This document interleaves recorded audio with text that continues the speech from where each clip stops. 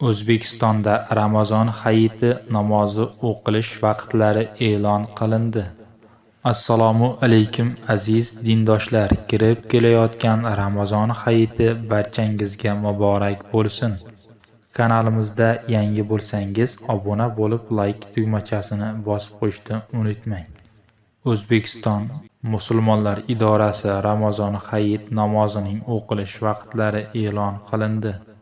Xususan Toshkentdagi masjidlarda 2026-yil 20-mart juma kuni Ramazon hayiti namozi o'qish soati 6:50 da boshlanadi.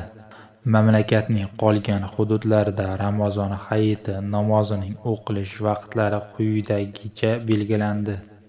Andijon viloyati 6:40, Farg'ona viloyati 6:40, Namangan viloyati 6:40, Toshkent viloyati 6:50, Sirdaryo viloyati 6:55, Jizzax viloyati 7:00, Samarqand viloyati 7:00, Navoiy viloyati 7:05, Buxoro viloyati 7:05, Qashqadaryo viloyati 7:05, Surxondaryo viloyati 7:05, Xorazm viloyati 7:25, Qoraqalpog'iston Respublikasi 7:30 deb e'lon qilindi.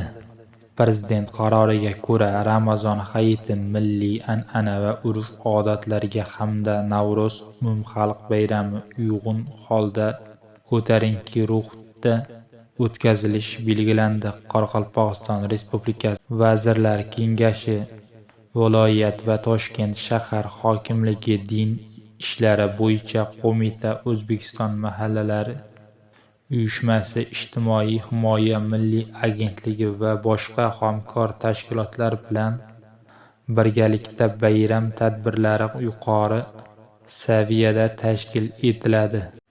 Aziz dindoshlar, videomiz sizlarga foydali bo'lgan bo'lsa, kanalimizga obuna bo'lib, like tugmachasini bosib qo'yishni unutmang. Xayr, salomat bo'ling.